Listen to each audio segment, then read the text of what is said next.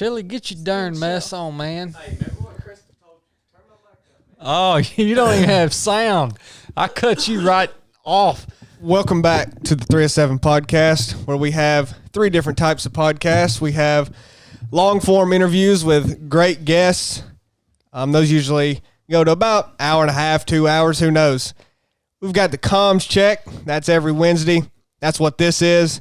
The whole team sits around, talks about what they did for the day, what's on their mind, and we also have a brand new segment called 19 Minutes, Give or Take a Few with Chad, where he sits down. He's supposed to give you a concise 1 minute thought. However, it usually runs but somewhere between 17 and 21 minutes. Plus or minus 15 minutes. Welcome back. Well, that's great, Chili, because I have number one on my list here. Chili, intro podcast. You just nailed it, son. I didn't have to prompt it. Well, I sure am proud of y'all. Y'all shot good today on the range. Dude, we are putting in a full day today, listeners. We are putting in a full day. When you work at 307 Project, this is what a full day looks like. You go to the range, you shoot for 4 hours. I bet we shot 1,000 rounds today. I think we shot close to 1,000 rounds. You forgot the coffee debacle. Oh, yeah. You get coffee first. You go to the range. You shoot. You do all kinds of... that was an awesome range day. I mean, maybe it was just awesome for me. I shot terrible, but it was still awesome. And then you go eat a good meal, and then you have a phone call, and then you get to do a podcast. Yeah. That's a good day right there. Not every day's like that, but that was our day today. Chad doesn't let me do any teaching anymore. On the basic course, he begins to take teaching away. The range now, I just walk around with my gun on, and I shoot when they go to reload their mags. And when they come back out, I stand around. Yeah, what was that about? He doesn't do any. He doesn't let me. He's like, just don't let me do no teaching no more. You're the best shooter out there. That is true. But not the best teacher. I must say, though, I really love... Teaching is my passion in life. So if you give me the opportunity to teach someone something, yeah, I'm going to go... I'm just get in the zone, dude. When I'm teaching, I just get in the zone. So, you do good at it. I just want to commend you on your teaching. Your shooting was pretty good today. You got a few things to work on, but you did pretty good. Well, Chili and Krista did very good. Oh, I shot real bad. Whew, buddy. Hey, that 25 yards, that'll tell on you, won't it? When you get back on that 25-yard line, that'll tell on you. I'm sorry as crap. You actually did good. You guys, obviously, Chili, Krista, welcome, Krista. Hello. All right, thank you. I just wanted you to tell the people hello. That I exist. You guys are pretty new to shooting, and what we just did on the range today was super, super advanced. So, Chili, you can't say you did bad. You were shooting a whole new weapon platform. You went through all the drills. You were safe.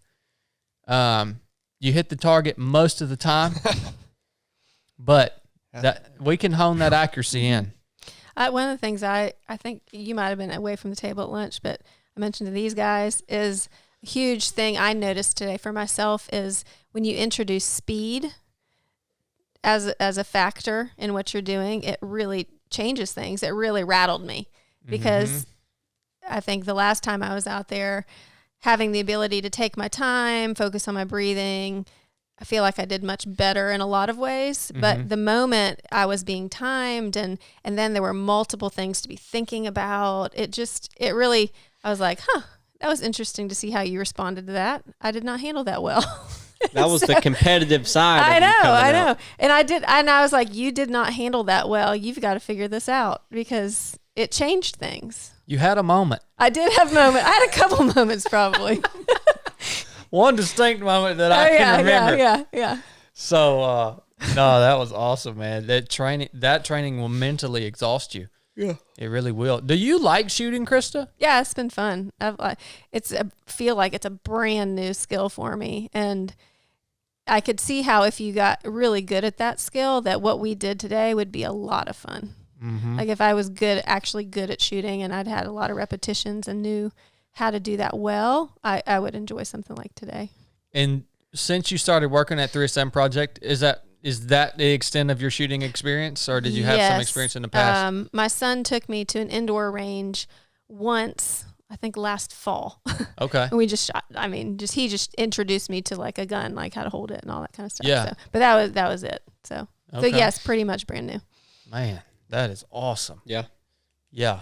The complexity of what we did today was really intense. Chili doesn't like shooting. He doesn't like anything except for running. Is that an accurate assessment? I would say I don't like anything and stop there. Yeah, he stopped liking running. Really. I asked him on the way home, I said, Chili, so how do you like shooting? He said, I don't really like it. So there you go. What the crud, man? What? I mean, do you like stuff? Yeah, I like shooting a lot. Yeah. I think it's a great exercise. That's a foreign. I don't. When people describe that they like doing something, hey, I enjoyed that. I had fun. I think, what in the crap does that mean? That's so sad. Isn't it though? That's so sad. Boy, we got some work to do. All right, sweet. If you're new to 307 Project, well, what is 307 Project? I like to say we're a podcast and a training company. And if you want to support the podcast, if you're a longtime listener, if you get anything out of the podcast and you're like, man, I want this thing to keep going. I want this 307 Project to keep putting this podcast out, and you want to support us, hey, there's a lot of ways to do that. Patreon is a great place to do that. If you're VIP with us on Patreon, you can click the link in the show notes of this episode to sign up and be a part of Patreon. We do a exclusive show called Resurrected 3 Sundays a month. It's live, and it's also recorded and posted on Patreon. If you can't make the live call, that usually lasts about an hour at 8 p.m. Eastern Standard Time on Patreon. That is for our VIP patrons. And so that's a great place to go. Awesome community and awesome way to support the 307 podcast so that we can take the time to sit down here and have these conversations and bring interesting people in and all that good stuff. So, and other ways to support the podcast. Put your application in for the basic course. Come train with us. All right? Come train with us. We got the basic course this fall. We're running 3 teams. Put your application in. I am about to start reviewing the applications probably within the next week to select team members for the fall basic course. Again, the link to the basic course, both the dates and the application, is in the show notes of this episode. All right? It's on 37project.com. Show notes, hopefully you can find them. And this weekend, we got the Proving Grounds, which is a whole different training pipeline. I got to thinking about it. Essentially, what we have created is a training pipeline that people can go through, and each one builds upon the other, right? Mm-hmm.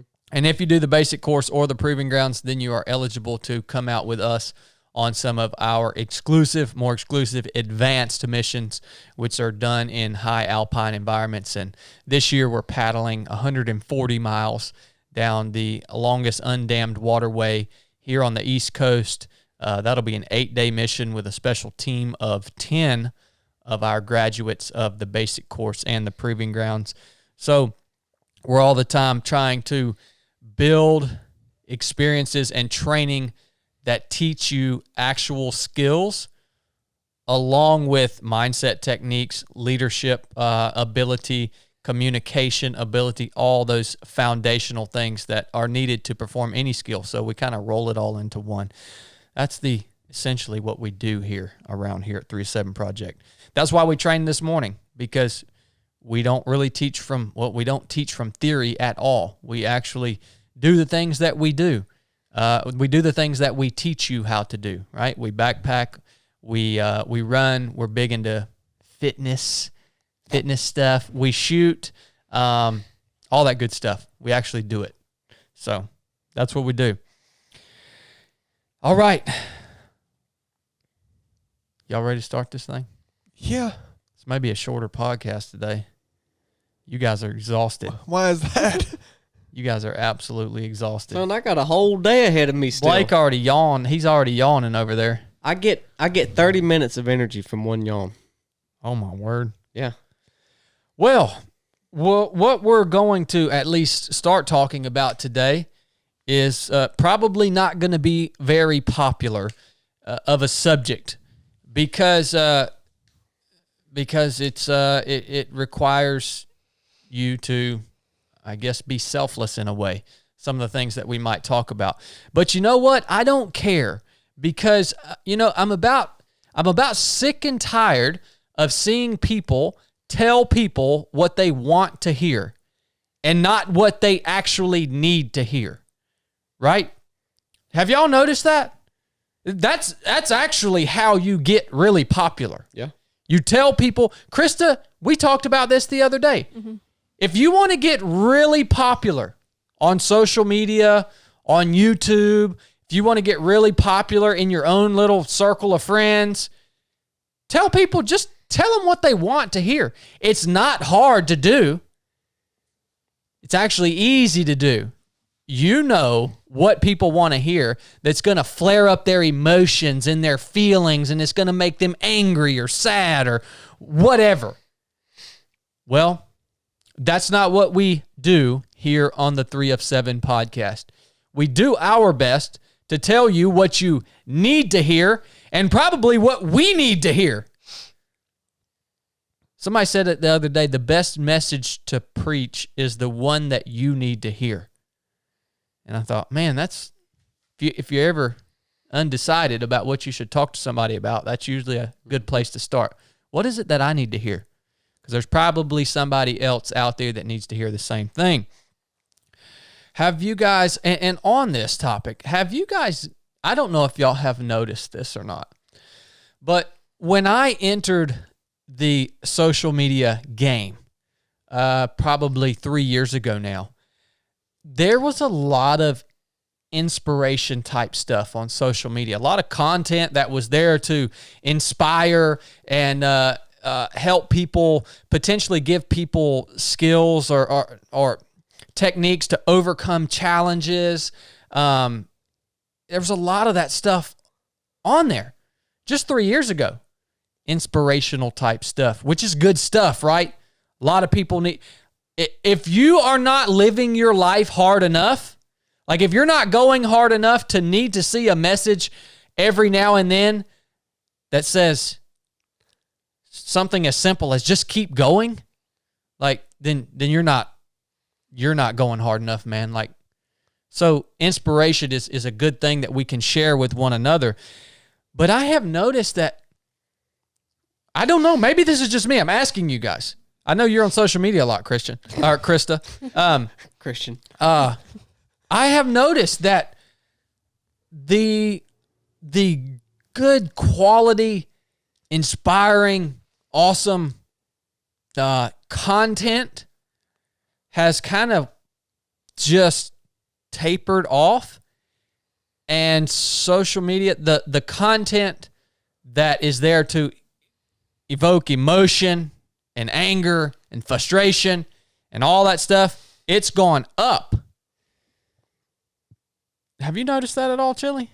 No, I mean, I think that's just what you focus on individually. Like somebody who, a lot of those platforms, they curate your feed for what you keep looking at. So if you looked at a lot of emotional stuff, I think it's going to keep playing for you. I mean, I don't think there's less content out there. It's infinite. I mean, maybe it has decreased, but I think that's how these platforms work. They show you what you continually look at. And if you look at news and negative stuff or whatever, they're going to keep showing you that. Mm-hmm. And it's kind of like a negative feedback loop that, perpetuates itself over and over again, and you can't really bust out of it because that's what you are looking at, and they give it to you. Yep. So then you'd have to go outside of what they give you to look at something else for that to change.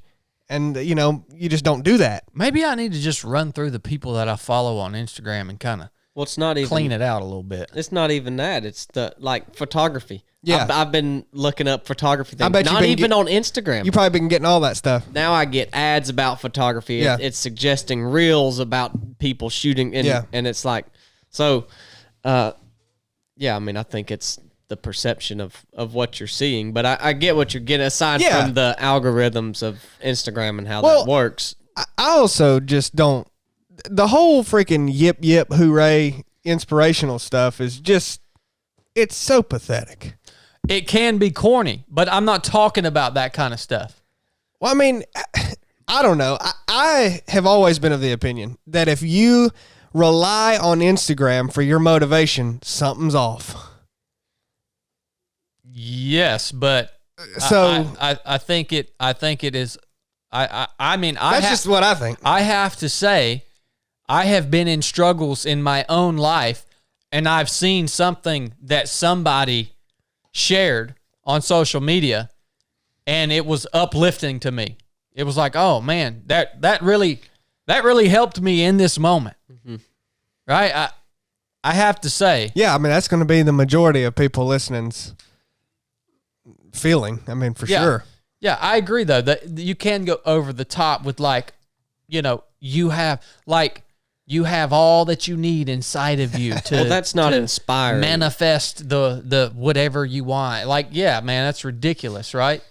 But anyways, this is what I perceive.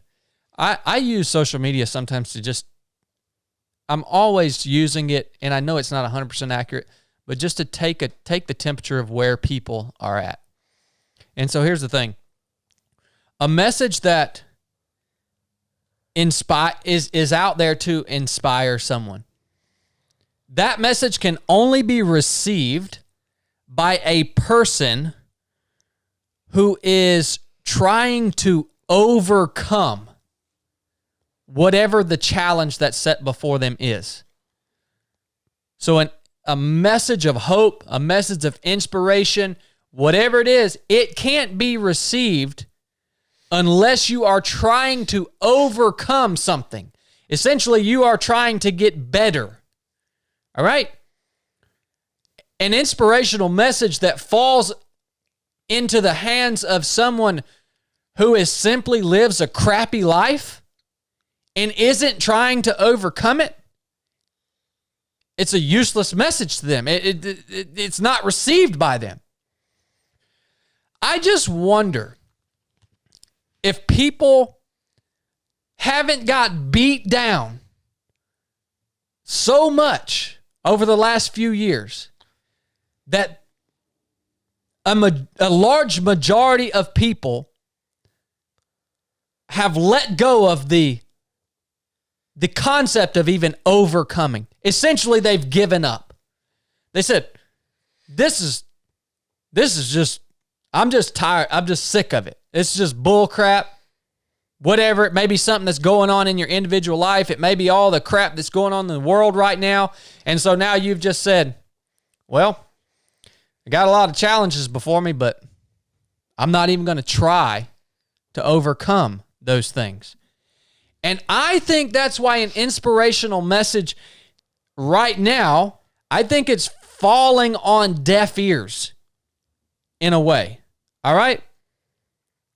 I'll tell you what makes me think this and why I'm saying this. Because yesterday, I did the 1 Minute with Chad episode. Then I went and made a post that basically recapped what I said in 1 Minute with Chad, right? And it is an inspirational message. It's essentially, you have got to focus on what is in front of you that day, and you've got to make little progress every single day. And if you look at the totality of whatever the challenge is, if we look at the totality of everything that's wrong in our nation, if you look at the totality of everything that needs to be fixed in your life, if you look at all that, you become overwhelmed. You will become overwhelmed. And the next thing you do is you start looking left and right for a shortcut to take, right? And so I posted about that. And nothing. Crickets. It's like, what the crap, man? Like, it just is weird to me because I'm telling you, that message a few years ago, when I think hope for people was more prevalent, hope for people to actually overcome challenges and obstacles, I think hope was more prevalent 3 years ago than it is now.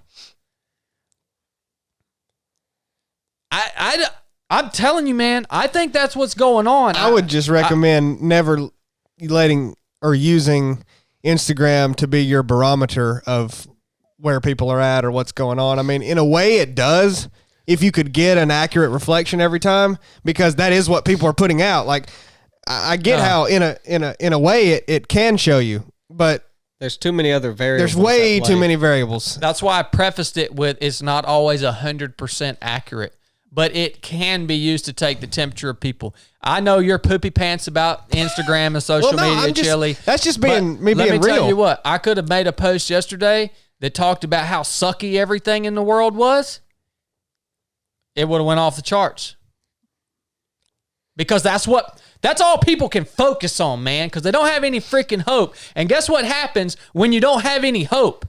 You just focus on all the sucky stuff and you complain about it. And you just get all emotional. I'm telling you, man, that's what's happening. Well, I mean, I think the way you could know that is if you knew that the same people saw both posts and then you saw the different engagement. But, you know, you don't even know who all saw this. I mean, like Instagram hides certain things and, you know, some posts get limited. I don't know. I don't think it's a scientific test. Well, yeah, it's not a scientific test. What I'm saying is, if you don't have any hope and you no longer have any desire or willingness to overcome whatever it is, whatever the challenge is that you're facing right now, if you've lost that hope, you're in a bad place, man. That's 100% true. You're in a bad place, and I don't know what to tell you to regain your hope. But I don't know. That's got to change. Yeah, you can't do it for them. No, that's one of those things that people have to learn for themselves. You want to teach, like you see somebody struggling and you want to help them and you want them to be like, let me help you. And just like Chad said, if they don't want help, someone who is not wanting to be inspired or needs it, they can't receive it. It's like putting gas in a tank that's already full. And I think that at large, from my perspective, looking outside at you, is that a lot of your frustration lies in general in a lot of ways. You can't help people the way you want to because they're not willing to receive the help. And I think that's what's, that is where a lot of my frustration lies. Yeah, like with it really is. With people on social media, whoever. I think that's what it is. Yeah. And no matter what the cause is, that certain posts do better than others or this or that, I think that the core message there is 100% true. And it goes back to what you said at the beginning of the podcast. What am I supposed to do? Tell you what you want to hear? Because that ain't going to freaking help you. That's going to make it worse. Yeah. I'm going to keep telling you what you need to hear. And if you don't respond to it, that's on you. And you have to live with that. And guess who else does? Me. Because I'm not in control of you. That's all you can do. Mm-hmm. Plain and simple. That's all you can do. You can keep putting out the message. I mean, it's not, I wouldn't, you don't do it from a perspective of, I know what everyone needs to hear, but you're just sharing what's worked for you and yeah, sharing Christ with them. And that's all you can do. Yep. The frustration, you getting frustrated at not being able to help people that aren't willing to be helped will just make you less effective. It does. Which is not good. So, you can't let it make you ineffective in trying to help people, because guess what? Some people do respond. And then that makes it worth it. Good point. And some people are hearing it and receiving it, but maybe they're not posting a response too. So you never know. Like it shouldn't make you stop speaking if you're showing up with integrity and you're saying, I think people need to hear this encouragement, this hope, this message. it doesn't mean just because you're not getting responses to that you should stop, because you just never know where it's landing, who it's hitting, even if you're not getting that feedback. I think that's one of the difficulties about social media is it's just not personal. You're not talking to a real person. You're not face to face. You don't get immediate feedback. You can't really have a conversation. You don't know, people don't know why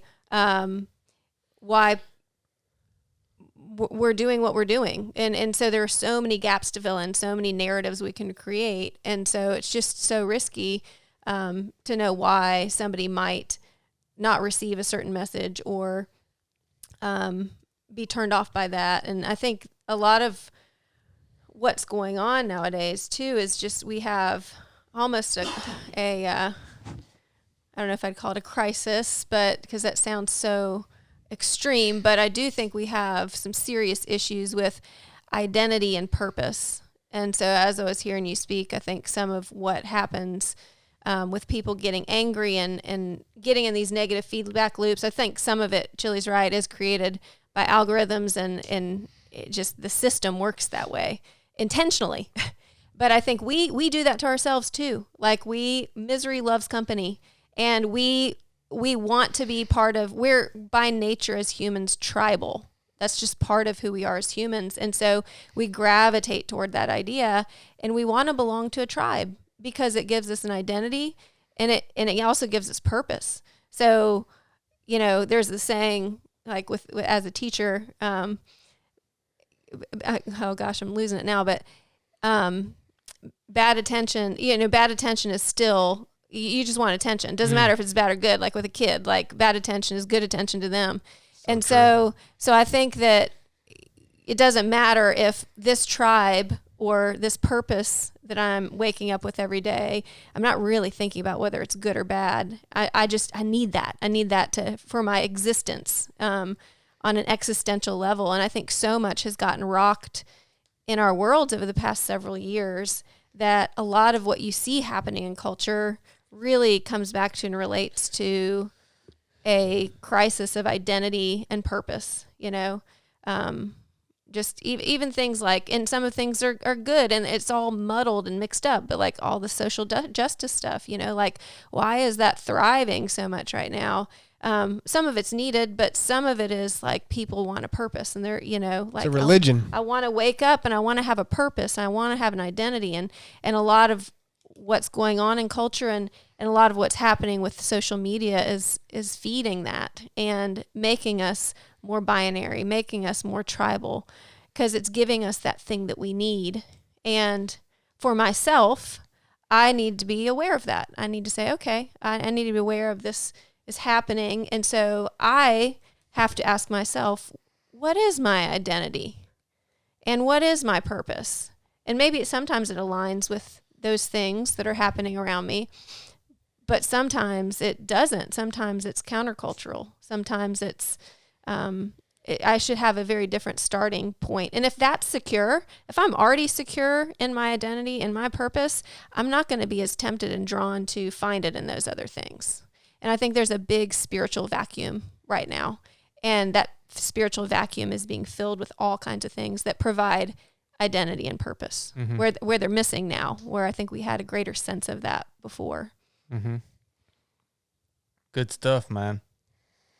Well, I'm going to end this part of the conversation with telling you, listener, if you are operating from a place of pure emotion or feeling, if you're operating and you're focusing all of your energy on those topics, things that are emotional, things that make you feel a certain way, things that feed your flesh, your desire to be angry or sad or mad or whatever, you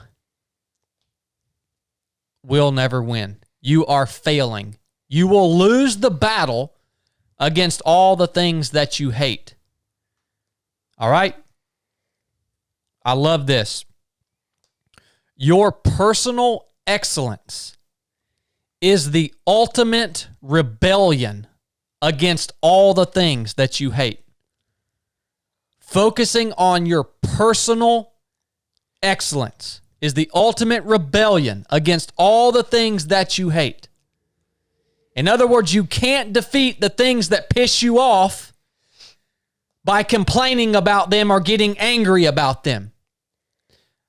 But if you focus on your own personal excellence, yourself, your family, your community, the things that you can actually impact, that is how you win, in my humble opinion. And I think people are not focused enough on making themselves better. They're too focused on the freaking drama, man. And what they realize is, well, that allows the drama to win. That allows the stupid stuff that's happening to win. If everybody weren't so freaking fat, this coronavirus thing wouldn't have been so bad. Got you, Krista. All right. Let's transition here. Lose them. Put that one in a reel. See what kind of engagement that gets. Put that in your pipe and smoke it, son. Boy, the podcast just went downhill. You're ticking Krista off bad, son. Look, when she closes her mouth and still kind of smiles, it's bad. Tag Bojangles in that one. All right. Maybe that'll be the title of the episode. Well, there you go, feeding people's feelings and emotions there. Exactly.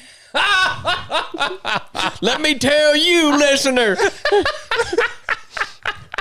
Were you trying to make your point? Just That's give an all it example, was. an I had illustration? to throw a little comedy in here for y'all. All right, I want to transition into something. I just want to hit this from a high level, guys, from your own personal experience in your lives.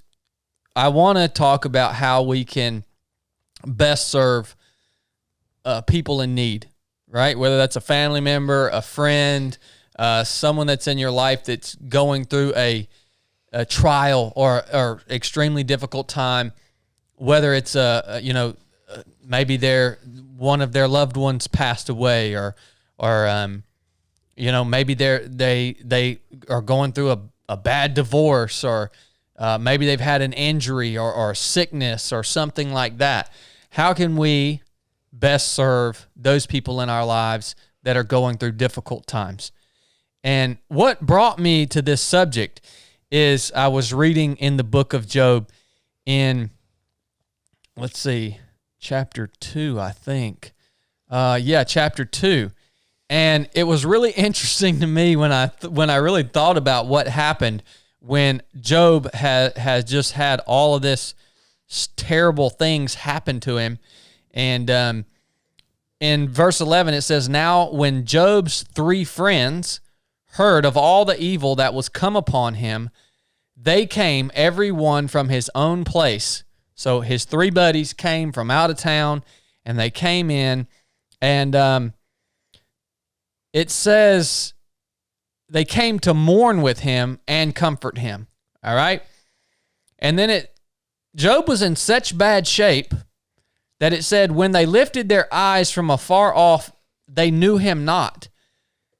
They didn't even recognize him, because this was after Job had lost everything, and then he had all these boils on his skin, and he was sitting on the ground and scratching his skin with a pot shard. And they didn't even recognize him. And so they lifted their voice and wept, and every one of them rent their mantle. If y'all ever see me renting my mantle, know something terrible has went down. And sprinkled dust upon their heads toward heaven. All right?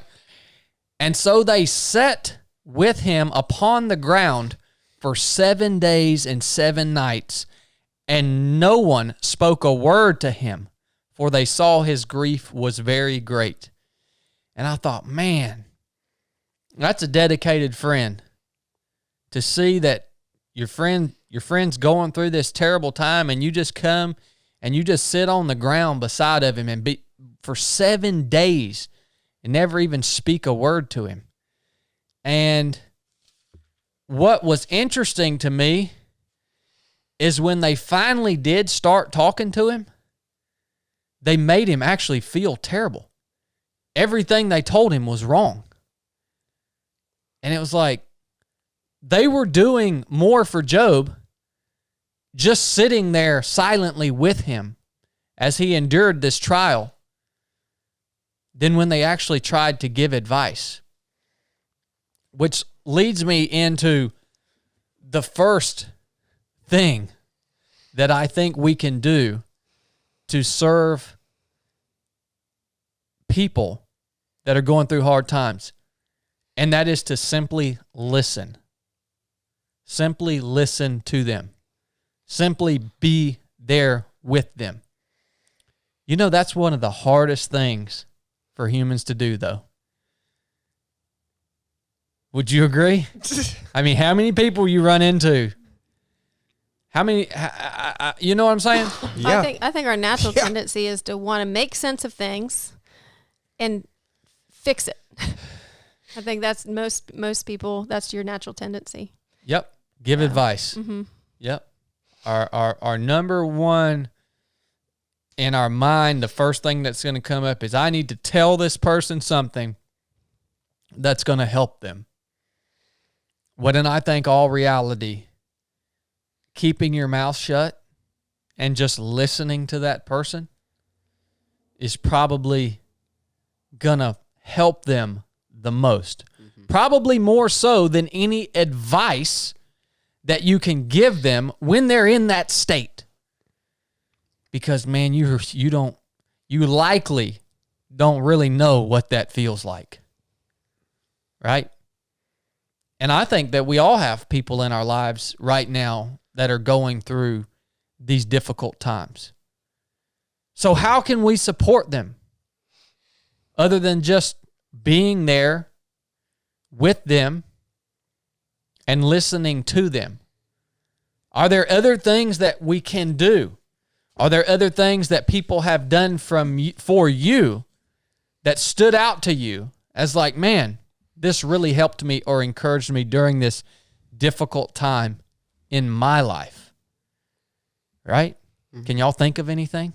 Well, just one little thing I thought of just from that passage that is present there too, that is something his friends actually did well in the beginning. They started off, comforting him well. That I think has mattered to me when I've gone through things is just seeing empathy, experiencing empathy. So not just sitting with somebody and being present and quiet and knowing that their presence is there with you, but when they mourned with him. Yes. Like they cried. And I've had people walking with me through things, and their tears mean a lot to me. It says, I see you, I see your pain. I don't know, they can't feel exactly what I'm going through, but they are entering in as much as they can, and they at least hurt that I'm hurting. And I think just that expression of the emotion and the identification with that other person matters a lot. I know it's mattered in my life. Man, that's one of the hardest things for me to do is to legitimately mourn with someone. I think it's much easier for me to just be there for them, listen, but to really mourn with them. And I'll tell you why that's so hard for me to do. And I'd be interested if any of you listeners have struggled with this in your own life. This sounds really weird, but it is difficult for me to see the humanity of other people. That sounds crazy, doesn't it? It's hard for me to see them as the complex body, soul, and spirit, flesh human. Like, understand this is a being that has the same things that I have. And that's hard for me to do. I don't know why. The only thing I can come up with is because when I was in the SEAL teams, people were constantly moving in and out of the situation, in and out of the platoon, in and out of the unit, in and out of the team. There was a constant turnover, and you could never become really emotionally invested in people. It just didn't allow it. And so I find myself being detached from the humanity of people around me, which makes it difficult for me to mourn for someone. That's a tough one for me. Have you ever experienced somebody mourning for you? Or with you? It comes to mind. Not that comes off the top of my head. I'm sure I'd have to really consider that. But yeah, I just had to throw that out there. So that can be difficult. And I guess the reason I say that is if you have the gift to really be able to empathize with another person when they're going through hard times and mourn with them, man, you can bring a lot to the table. You can bring a lot to the table. Yeah. Let's hear from you, Blake. Yeah. I mean, I think for me, I've learned even recently, if you are going to talk, it's better just to ask questions, not about the situation, but about the person, because maybe it helps them consider some things that they weren't going to consider on their own, and the question kind of helps them to dig and uncover things. So I think if you are going to talk, if they do share something with you, then just ask maybe more digging questions like Krista asks to help them realize. Maybe you already know. Maybe you're like, I know the answer to this, but I want them to understand it. So you ask questions, intentionally doing that. And I think just sitting there, I think a lot of times when people are in a really hard time, they're likely confused about why they're there. They don't know, like, they start to question really eternal questions like, why am I experiencing this? Why would God let me or this person go through this, if they're Christian or not? And I think of Laura Getchell on here. She said when she was mourning, when she was upset and feeling all of that about her diagnosis, she said all she wanted to hear was truth. And I think, well, someone who is really struggling is probably confused, and you by you sharing your opinion of what you think they should do, is probably nothing but adding fuel to that confusion, because they're saying, well, now Blake thinks this, and Chad thinks this, and Krista's told me this. And so if there's a standard that they live by, a truth that they live by, then just share the truth with them and say, hey, here's the word. Here's the word, man. Let me just share this with you. And with no opinion attached to it, no kind of commentary attached to it, just share it. I mean, that helps me. If I can hear truth, and opinions do help from people I respect or people that are really close to me. But if it's not, I guess I could respect somebody and still their opinion wouldn't count. There's probably 5 people's opinion that I would listen to, and it would actually carry weight with me. So I guess part of it's knowing you're standing with that person, Yeah, good stuff, Blake. What about you, Chili Wee? Oh, I ain't got much to add. Usually just detract. But, I mean, as usual, I don't, as always, I should say, I have more questions than answers about this topic. I mean, I don't know how to freaking best help people. I mean, I think it's very individual, and I think that's the case with most things. And something like this, since it is so individual, I mean, ask them how you can help is all I can think of. I mean, a lot of times people are afraid to ask specifically the person that's hurting, how can I help you? I mean, if you don't know, I don't know what better to do than ask how you can help and then be willing to do it if you're able. I mean, I don't know. It's never put me off if somebody asked how they can help. I think sometimes you might even be afraid of that, but it's never, I may not have nothing for them, but it wouldn't tick me off if someone said, hey, how can I help you? A lot of people are going to say, oh, I'm fine. And when they say that, I think it's important to have something in mind and say, well, can I bring you dinner tomorrow night? When they just told you, no, you can't help me, then at least offer something, because a lot of people are gonna they don't want to inconvenience someone else, or they don't want to feel like Sure. they're burdening someone else, or maybe they don't want to feel like if Chili does this for me, then I'm gonna owe him something. I'm just overwhelmed right now. I don't, they don't want to take on. It's almost like a burden for them to allow somebody to help them. Maybe they don't even know what they need. Yeah, Yeah, that could be the sometimes they case. don't. I think that's often the case, and I think that leads us into the second way that we can best help people is be proactive, right? Be proactive, which goes exactly against Chili's philosophy. I think Chili's philosophy is bullcrap. No, it actually doesn't go against it. It's if you don't know what to do or how you can help somebody, you've exhausted everything. I think just asking is. I mean, if that's the only thing you have left to do, I think that's what you do. But Yeah. I agree with you. I mean, Yeah. you should think of things without having to ask. Yeah, Certainly. So I think that's a Right. I get that. Yeah. So be proactive. In other words, anticipate what you know every person needs, whether it's a meal, whether it's some sort of whatever then their basic human needs are. Be proactive in thinking about those things and just do it without asking, right? I think that was one of the big things for me that this past week when I was by myself, it was like, if any of y'all would have asked me, do you need me to come over? I said, no, I'm good, because I wanted to be by myself, but that wasn't healthy. But that's what I wanted.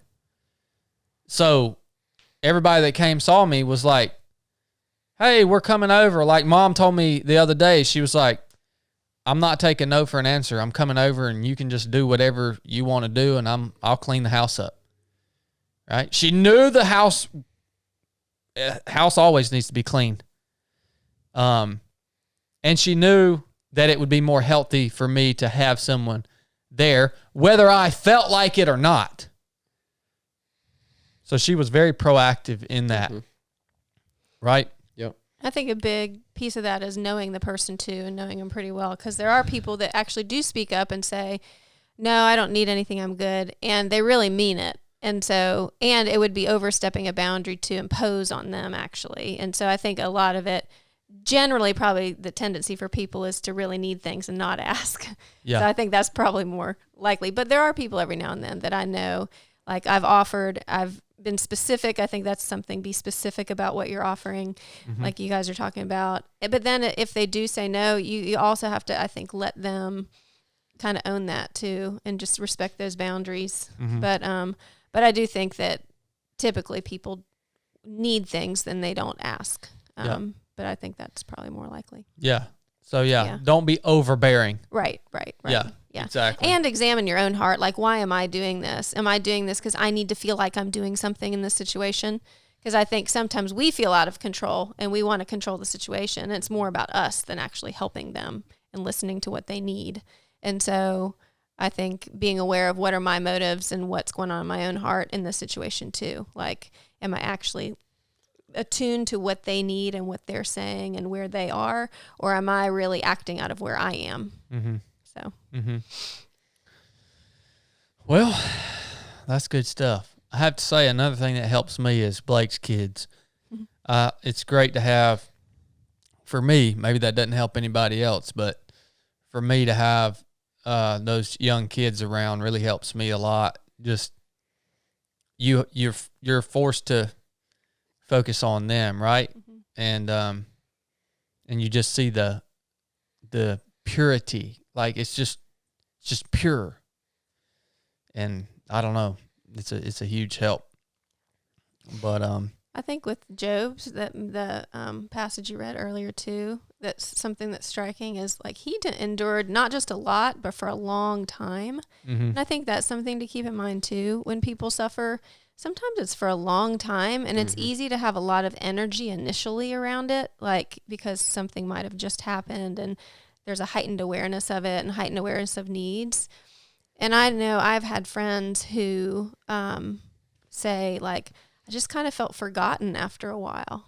you know? And so I think that that's something to remember too as a friend. Like sometimes it can last a while, and keep checking in, you know, keep checking in, because I think that means a lot, especially after that initial period where there are a lot of people coming around you asking for help and sitting with you, but the people that stay and sit with you for a long time or keep checking in, that I think that can matter a lot to the people suffering.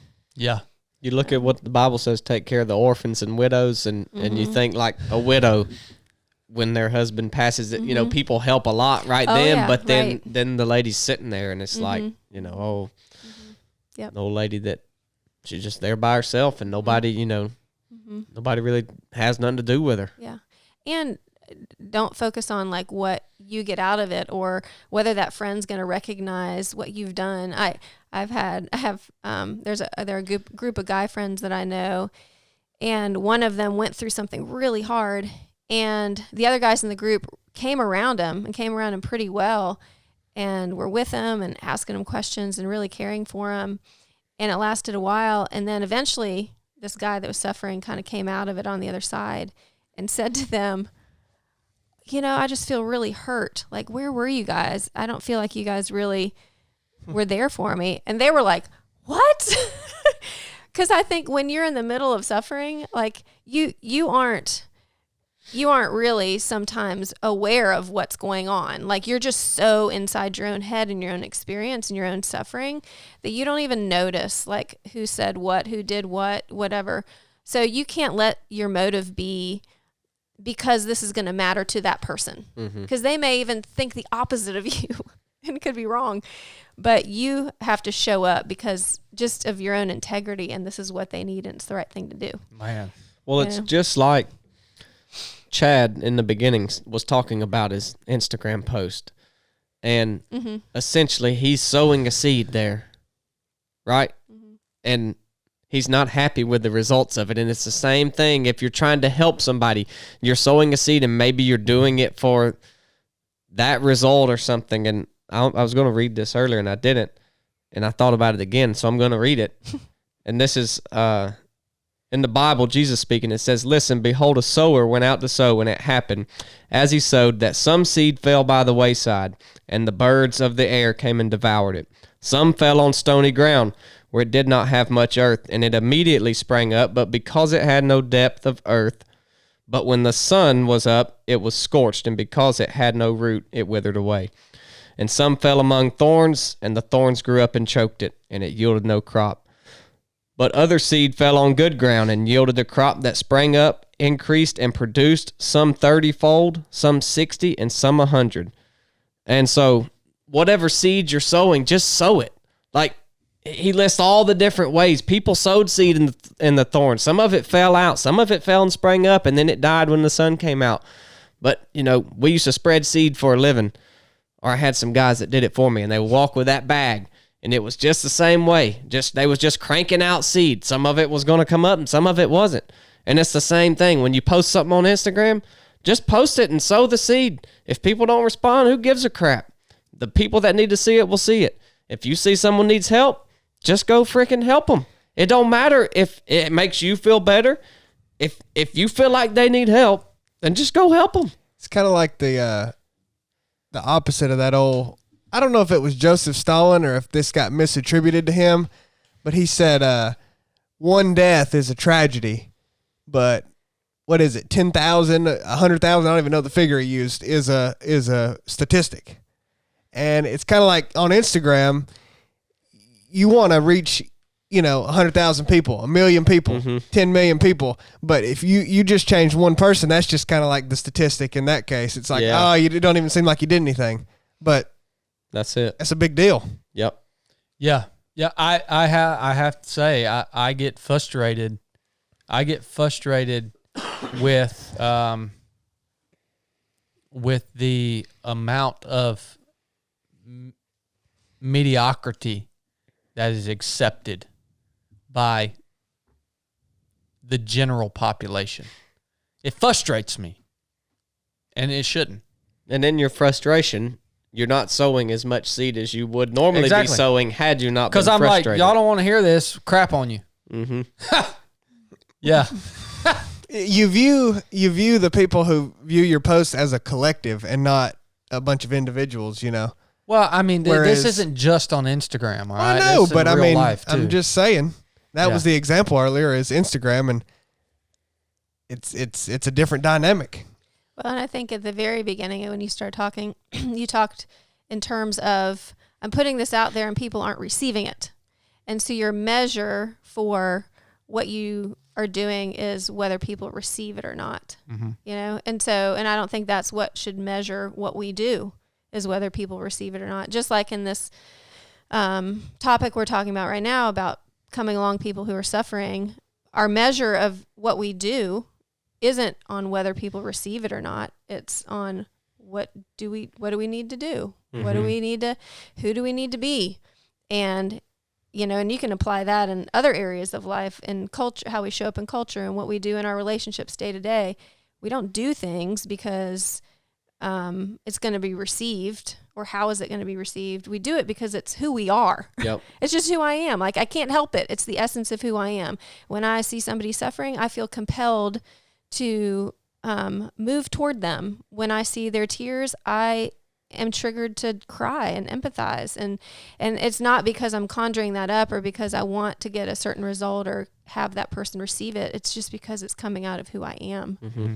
So I think that's a big difference. And it goes back to a foundational lesson. I mean, it is the same lesson as a standard versus a result, right? Mm-hmm. So offering help and not expecting a response, which would be the result, right? Not having expectations around a response, but it being out of who you are. Mm-hmm. Yeah. You do due diligence to do it in good effort, right? But it's just like, I know some people say, I'm not, aside from the whole church thing, say I'm not tithing to that church because I don't know that pastor is stewarding that well. Well, if you really think he's misusing it, maybe think about it. But if you're just got something in your head, that's for him to answer for. It's your job to do what you need to do to give, to help, whatever it is that you're doing. And it's the same thing. You do some due diligence, make sure it's actually somewhat correct, and then you just do it. And let them answer for how they handle it or how that's not on you. Yeah. Yeah, that's the truth, man. All right. And then tying it back, I want to re-hit what Krista said earlier about being persistent or being consistent with if someone is going through a long-term struggle or they've been in a bad place for a long time, and not to just expect to jump on it when it's new and fresh, but understand that support, do your best to sustain it. That impacted me because, you know, the times that I have been in a bad spot, and if you text me, I'm not going to return your text because I don't want to talk to you. And if you call me, I'm probably not going to answer your call. But if you call me and call me and call me and call me 10 days in a row, I'll probably answer your call on like the 8th or 10th time. That's what we need to do. And it helps me. I know that's me. Like, I shouldn't be that way. Like, I'm not saying everybody's that way. I'm just saying that's something that has helped me in the past. Right? Is that consistency. Like, you know? So. You know who the man on that is? Paul. Oh, yeah. Paul will call you. It don't matter if you answer him or not. He will call you and call. And I love that he does it. And he leaves a message and says, hey, man, I don't need nothing. Just call him to check in. Yeah. And if he needs something, he says, hey, man, I need something. Can you call me back? And then what's crazy is when you, like, for me, in that situation, that person that is persistent, when I finally do pick up the call, I'm like, this joker just ain't going to stop calling me, so I'm going to pick up the freaking phone. And I feel better after I talk to him. Yeah. Yeah, every time. So. And if you're that person calling, when the person answers, don't say, hey, man, I've been calling you for like 2 weeks. Wait. Don't just be like, oh, hey, what's up, man? How you doing? Don't bring that. Nobody wants to hear when you go to church or when you hadn't been at, where you been, man? I ain't seen you. Nobody wants to hear that crap, man. Just leave that out of it. Scott Worthington told me the other day I was harder to get a hold of than Joe Biden.